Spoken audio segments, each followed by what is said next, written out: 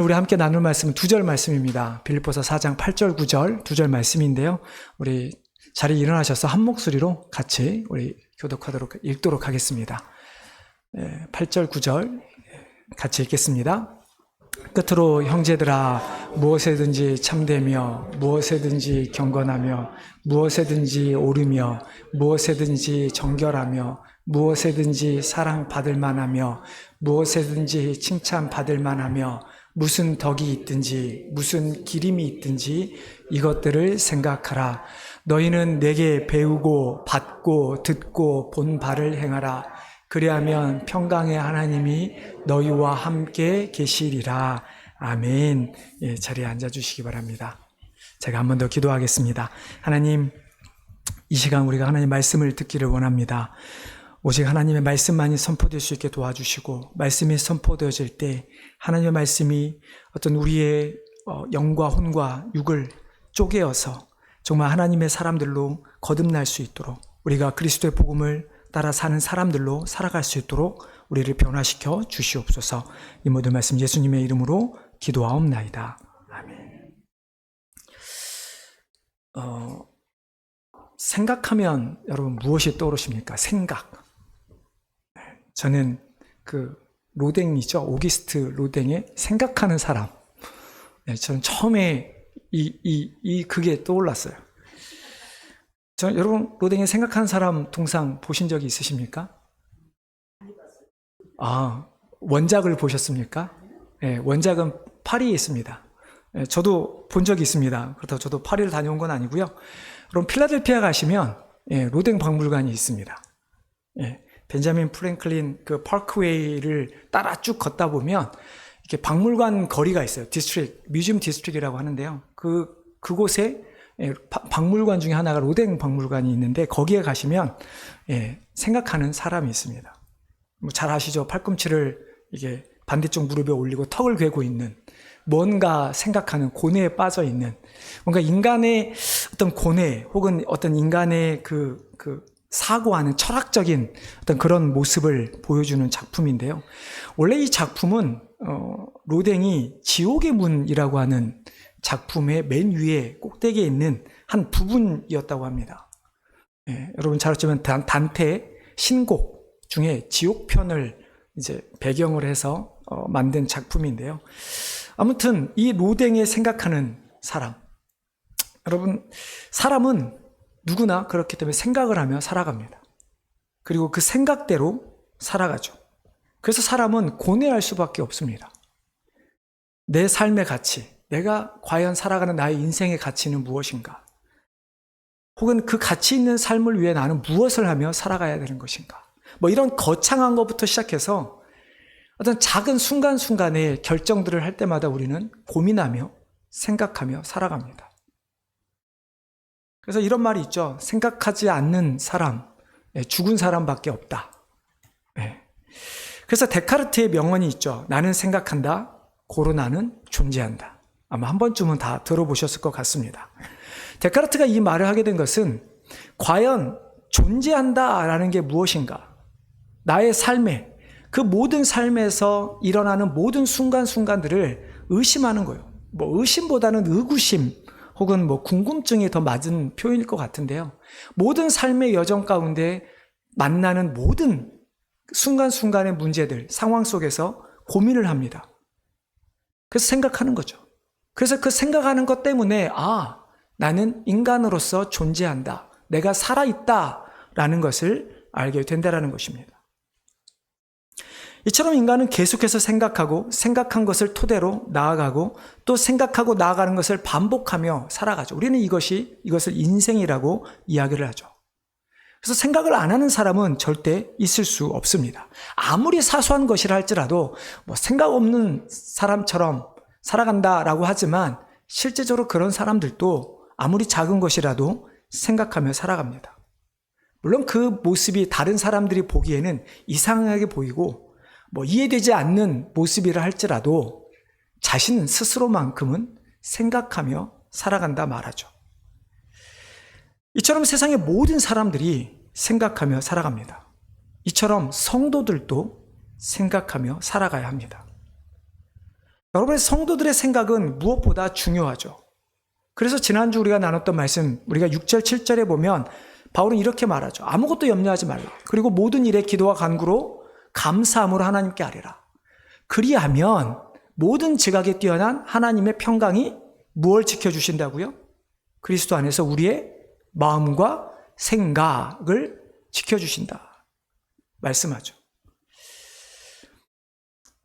우리가 삶에서 만나는 다양한 문제 가운데 꼭 어떤 문제만이 아니라 결정해야 되는 그 순간 가운데 우리는 생각을 합니다. 성도들도 생각하죠. 어떤 것을 선택해야 하는가? 무엇이 좋은가? 근데 바울은 이러한 선택과 결정의 순간에서 염려하지 말라. 그리고 감사함으로 하나님께 간구하라 라고 말합니다. 그러면 어떻게 됩니까? 모든 지각에, 그러니까 이 세상에 어떤 것보다, 어떤 신보다 뛰어난 하나님께서 우리가 이해할 수 없는 방법, 가장 좋은 것으로 우리의 마음과 생각을 지켜주시겠다 말씀하는 것이죠. 우리는 문제 해결을 위해 기도하지만 그러나 하나님은 문제 앞에 놓인 우리의 마음과 생각을 지켜주시겠다고 말씀하고 계시는 것입니다. 바울은 왜 이런 말을 한 것일까요? 솔직히 우리의 삶에서 무언가를 결정하고 선택해서 가는 것이 더 중요하지 않습니까? 근데 바울이 이런 말을 한 이유는 성도들에게 있어서는 내가 무엇을 선택하고 어떤 결과를 도출해 내기보다는 어떤 결과가 주어지든 그것을 받아들이고 그것대로 행하는 우리의 마음, 우리의 생각이 중요하기 때문에 바울은 염려하지 말고 기도하면 하나님께서 우리의 마음과 생각을 지켜주신다라고 말씀하고 있는 것이죠. 이런 것이 성도들에게만 중요할까요? 모든 사람에게 중요합니다. 왜냐하면 이 세상은 어느 누구도 자신들이 원하는 방향대로 흘러가지 않기 때문입니다. 내가 아무리 이 길을 가고 싶어도 내 길이 어떤 때는 이쪽으로 길이 열릴 때가 있다라는 것이에요. 그러면 그 길을 걸어가야 합니다. 그러니까 세상의 모든 사람들이 내가 원하지 않는 그 길을 걸어감에 있어서 내 마음을 준비시키는 것, 내가 생각을 긍정적으로 갖고 어쩔 수 없이 그냥 포기하는 삶이 아니라 그래, 이 길도 뭔가 좋은 게 있을 거야 라고 하며 생각하는 그런 자세가 중요하다라고 하는 것입니다. 근데 그것이 성도들에게는 더더욱 중요합니다. 왜 그럴까요?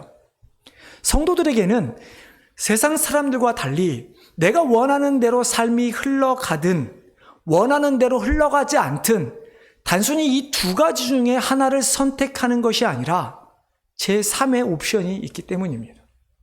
여러분, 제3의 옵션이 무엇입니까? 우리가 가장 많이 들어왔고 가장 강조하는 하나님의 뜻이라고 하는 옵션입니다. 우리는 이쪽 아니면 이쪽이라고 말을 하지만 하나님께서는 이쪽도 저쪽도 혹은 그쪽도 아닌 제3의 길을 우리에게 말씀하실 수도 있기 때문이죠. 성도들은 하나님의 뜻에 순종해야 됩니다. 그렇기 때문에 무엇보다도 우리의 마음과 생각을 지키는 것이 중요한 것이죠. 나의 뜻과 하나님의 뜻이 일치할 때 그건 쉽죠. 그냥 하나님 감사합니다. 그리고 그 길을 가면 됩니다. 특별히 마음을 다잡거나 생각을 고쳐 잡아야 될 일이 없습니다. 근데 우리 삶이 그렇던가요? 오히려 하나님의 뜻과 나의 뜻이 일치하지 않는 경우가 훨씬 더 많습니다. 그 상황에서 어떻게 해야 할까요? 그러면 우리 답은 다 알죠.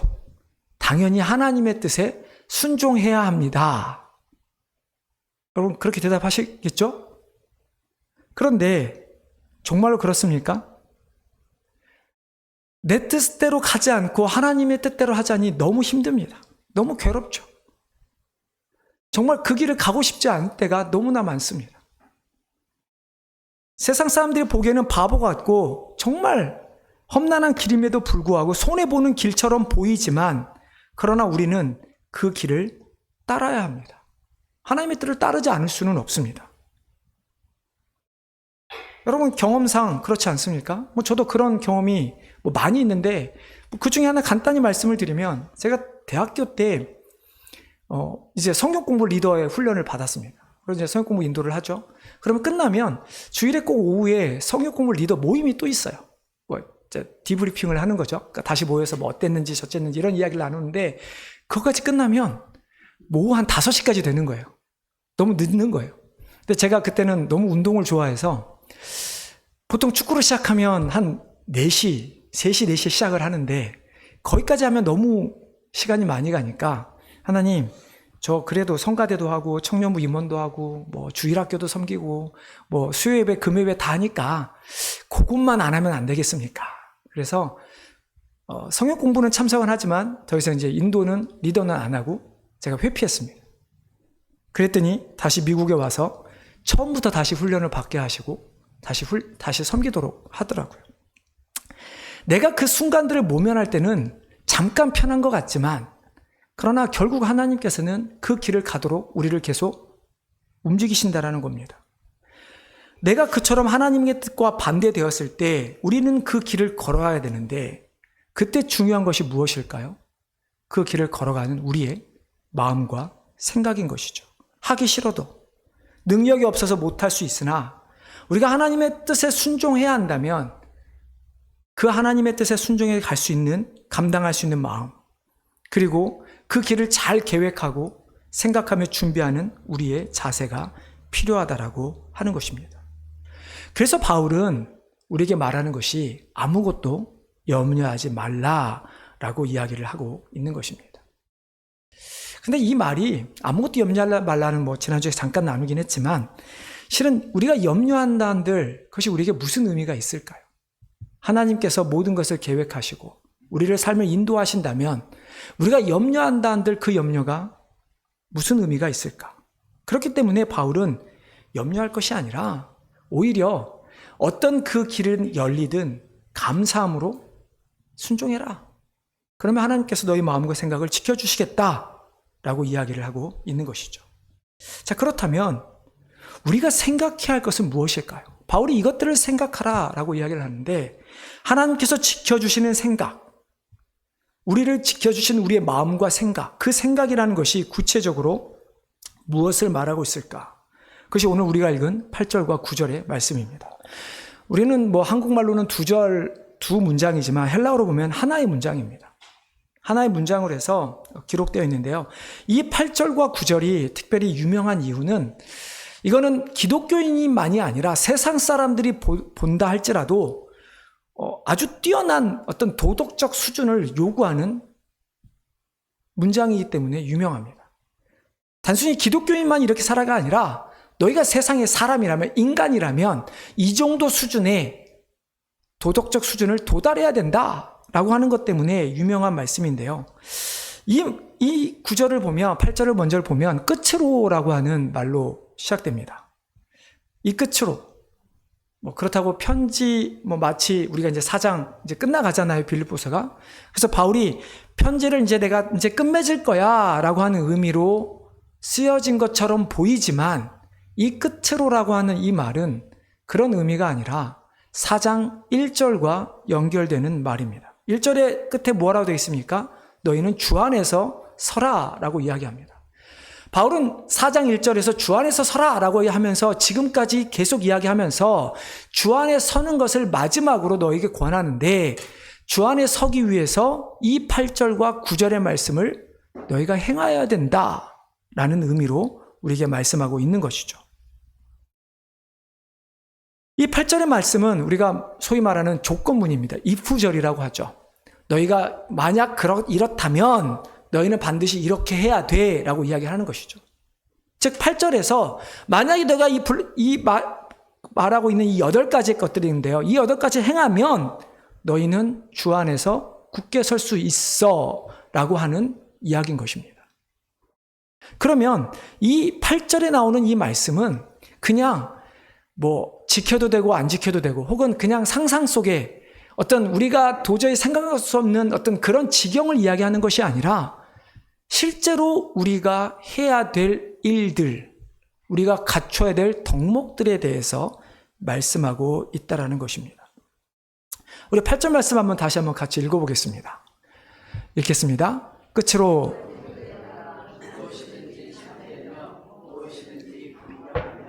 무엇에든지 오르며 무엇에든지 정결하며 무엇에든지 사랑받을 만하며 무엇에든지 칭찬받을 만하며 무슨 덕이 있든지 무슨 기림이 있든지 이것들을 생각하라.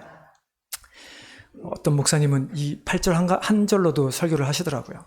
그러니까 길게 설명하시는데 저는 뭐 굳이 길게 안 하겠습니다. 여러분 뭐 특별히 이해하지 못할 만한 구절들은 아니기 때문에 길게 하진 않지만 간단히 설명을 드리면 참되어야 한다는 이야기는 우리의 생각이나 말이 진실되어야 한다. 거짓이 없어야 된다는 이야기입니다. 경건해라 라는 말은 이 단어는 목회 서신에서만 바울이 사용한 단어인데요. 너희가 사람들에게 있어서 정직하고 존경할 만한 그런 사람이 될 뿐만 아니라 이 경건이라고 하는 단어는 거룩함, 즉 하나님과 연결되기 때문에 하나님 앞에서 경건한 자들이 되어야 한다는 의미입니다. 옳아야 한다. 이것은 어떤 정의에 대한 것인데요. 이것은 사람 사이에서 개인적인 관계 안에서 옳은 것뿐만 아니라 하나님 앞에서도 옳은, 즉 공의로우신 하나님 앞에 우리가 합당한 의로움을 가지고 나아가야 된다라는 이야기입니다. 정결한다, 순결해야 된다는 이야기입니다. 그렇다고 해서 단순히 육신의 순결 혹은 죄로부터 멀어지는, 깨끗해지는 그런 것만을 국한하는 것이 아니라 마치 우리가 하나님 앞에 예배로 나올 때, 즉 오늘 우리가 예배로 나왔잖아요. 우리들의 마음 자세가 어떻게 됩니까? 오직 하나님께만 집중되는 자세, 정결한 자세, 세상의 모든 생각들을 내려놓고 하나님만 생각하는 우리의 마음의 자세, 이런 자세까지 포함된다면, 즉 우리의 마음의 동기, 우리의 행위, 이 모든 것들의 정결함이, 순결함이 포함되어 있어야 한다는 이야기죠. 사랑받아야 합니다. 그리고 칭찬, 좋은 평판, 존경받을 만을 해야 합니다. 덕스러워야 합니다. 우리가 다른 사람에게 덕스러운, 즉 다른 사람, 우리가 죄송해요, 이렇게 턱이 나오면 덕스럽다 이런 의미가 아니라 정말로 다른 사람에게 선한 것을 베풀 수 있는 자들이 되어야죠. 기림이란 말은 영어로 보면 excellent라는 이야기인데요. 우리가 다른 사람에게 훌륭한 자들이 혹은 praiseworthy, 칭송받을 만한 자들이 되어야 하는데 사람이 아니라 누구에게? 하나님으로부터 칭찬을 받을 만한 자들이 되어야 한다는 것이 이 기림이라고 하는 표현입니다. 바울은 이처럼 간단히 살펴봤지만 8가지의 항목을 우리에게 말씀합니다. 그리고 이 8가지를 소유하면, if, 이것들을 너희가 생각하면 너희는 주 안에서 굳게 설 수 있게 된다라고 이야기를 하고 있는 것이죠. 그렇기 때문에 이 8가지 항목은 특별히 우리 그리스도인들이라면 세상 사람들뿐만 아니라 더욱이 그리스도인들이라면 반드시 갖춰야 될 태도요, 행동에 대한 덕목인 것입니다. 바울은 이것들을 생각하라 이야기합니다. 그렇다고 한번 생각해봐. 이게 좋은지 안 좋은지 생각해보고 할지 말지 결정해봐. 이런 이야기가 아닙니다. 이 생각하라고 하는 헬라어는 로기조마이라고 하는 단어인데요. 실은 이 단어는 우리가 너무나 잘 아는 로고스, 말씀에서 파생된 단어입니다. 성경에서 이 로고스라고 하는 단어는 누구를 의미합니까? 예수 그리스도를 의미하죠. 주님께서 우리에게 보여주신 대로 우리가 살아가야 하듯 너희는 이것들을 단순히 생각하는 것이 아니라 잘 지켜야 한다는 이야기인데요. 이 생각하라는 이 말에는 어떤 의미가 있냐면 잘 계산해봐, 잘 고려해봐 라는 의미가 뜻을 가지고 있습니다. 결국 어떤 사람이나 사물, 특성이나 사건들에 대해서 평가하겠다는 의미입니다. 너희가 이것들을 잘 계산해보고 잘 고려해서 하고 있는지 생각해봐. 나중에 이것들을 가지고 너희들을 평가할 거야 라고 하는 의미이죠. 누가 평가합니까? 하나님께서. 우리가 하나님 앞에 서는 날 하나님께서 우리들이 이것들을 가지고 있었는지, 그래서 주 안에서 굳게 서 있는지를 평가하시겠다라는 말씀이죠. 결국 이 말씀은, 이 생각하다라고 하는 이 말씀은 결국 나중에 9절과도 연결되는 말씀인데요. 우리가 9절 먼저 하기 전에 바울은 왜 이렇게 탁월한 도덕론을 우리에게 말하고 있을까요? 왜 우리에게 세상 사람들과 다른 이런 모습들을 갖춰야 한다는 이야기를 하고 있을까? 그것은 주 안에서 서기 위해, 더 정확히 말하면 주 안에서 굳게 섬으로 말미암아 복음을 전하기 위해 우리는 이 덕목을 소유해야 하는 것이죠. 초대교회 교부였던 터툴리안은 전도할 때 이렇게 사람들에게 말했다고 합니다. 당신은 그리스도인들처럼 서로 사랑하는 사람들을 본 일이 있습니까? 무슨 의미인가요? 터툴리안이 왜 이런 말을 했을까요? 당시 로마의 모습은 이기심이 가득했던, 팽배했던, 그래서 기독교를 오해하고 있었던 시대였습니다. 그러니 당연히 핍박을 하죠. 근데 그런 속에서도 기독교인들의 모습이 어떻습니까? 자신들이 가진 것이 없어도, 자신들이 힘들어도 서로 나누고 서로 도와주며 서로 사랑하는 그들의 모습. 터툴리안이 이 말을 한 것은 그 당시 그리스도인들은 그렇게 삶을 살았기 때문에, 오늘 본문에 나오는 이런 모습을 가지고 살았기 때문에, 야, 그리스도인들을 봐봐. 그들은 그렇게 사랑하잖아. 그들처럼 사랑하는 사람 본 적 있어? 없잖아. 그러면 어떻게 그렇게 사랑할 수 있는지, 그렇게 사랑하게 만든 예수님을 믿어 라고 하는 이야기를 한 것이죠. 우리가 주 안에서 굳게 서서 믿지 않는 자들을 넘어 우리를 핍박하는 자들에게까지 복음을 전하려면 우리는 이 8가지에 대해서 깊이 생각하고 잘 고려해서 행해야 한다라는 것이죠. 그래서 바울은 9절에서 단순히 이 생각하라가 머리로만 생각하는 것이 아닌 행하라는 것과 연결시킵니다. 우리 9절 말씀 다시 한번 같이 읽어보겠습니다.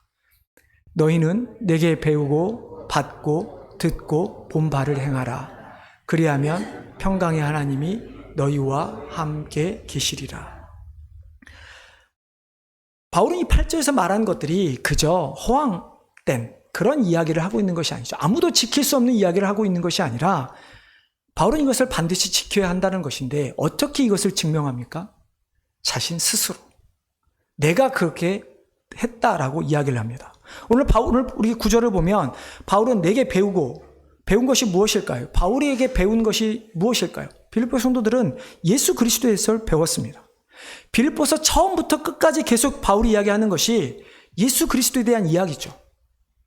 하나님과 동등됨을 취하지 않는 예수 그리스도, 종의 형체로 오신 예수 그리스도, 십자가에 죽기까지 순종하신 예수 그리스도, 하나님부터 높임을 받아 하늘과 땅 아래에 있는 모든 것들로부터 무릎 꿇어 존경함을 받게 되는 예수 그리스도, 그 인간을 위해 구원하기 위해 오신 예수 그리스도에서 끊임없이 가르치는 것이 바로 바울이 빌립보 교회에 가르친 것이죠. 받고라고 하는 이 표현은 저는 앞에 배우고를 반복한 강조하는 표현입니다. 마치 마치 모세가 시내산에서 율법을 받아서 누구에게 전했습니까? 여호수아에게. 여호수아는 장로들에게, 장로들은 이스라엘 백성들에게. 그것처럼 바울은 자기가 예수 그리스도에게 받은 것을 그대로 내가 너희 교회 성도들에게 전하였다, 전수해 주었다라는 이야기입니다. 바울에게서 들은 것은 무엇입니까? 설교일 수도 있겠죠. 하지만 단순히 설교가 아니라 바울과 나눴던 많은 모든 대화 가운데 훨씬 더 포괄적으로 바울의 나눴던 일상적인 삶에서 나눴던 대화 속에서조차도 드러난 모든 것을 의미합니다. 본바, 바울이 그리스도를 위해, 복음을 위해 한 모든 일들, 즉 앞에서 8절에 나왔던 그 모든 모습들, 바울이 실천했던 그 모습들을 너희들이 보지 않았냐? 그랬다면 이제 너희들도 그렇게 행하라 라고 말씀하죠. 그렇기 때문에 8절과 8절의 그 말씀들은 단순히 우리가 생각하는 것으로 끝나는 것이 아니라 결국 바울이 스스로 자신이 그것들을 지키면서 살았던 모습으로 보여줬던 것처럼 결국 성도들에게 그 모습을 너희들도 갖추어라, 행하라 라고 명령한 것입니다. 그렇기 때문에 우리도 지금 이 시대를 살아가는 우리도 이 시대에 맞는 어떤 경건함, 옳은 일, 참된 이런 것이 아니라 주님께서 우리에게 보여주신 그 모습을 우리도 살아가야 하는 것이죠. 그렇게 되면 어떻게 됩니까? 그러면 평강의 하나님이 너희와 함께 계시리라. 비슷하지 않습니까? 7절의 끝에 모든 지각에 뛰어난 하나님의 평강이 그리스도 예수 안에서 너희 마음과 생각을 지키시리라. 결국 우리의 마음과 생각을 지키시는 것도 하나님이시고, 우리가 그렇게 하나님 앞에 나아갈 때 결국 우리와 함께 계셔서 우리의 삶을 인도하시는 분이 하나님이 되심을 말씀하고 있는 것이죠. 8가지 덕목을 행함에 있어서 반드시 세상의 가치관과는 충돌하게 됩니다.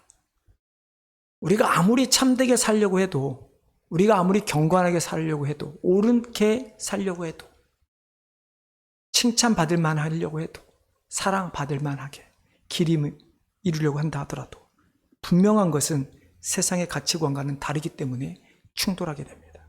그 충돌을 우리는 뭐라고 인식합니까? 우리는 문제라고 인식합니다. 나에게 찾아온 어려움 혹은 나에게 닥친 문제. 그리고 우리는 그 문제 앞에 무엇을 합니까? 생각을 하죠.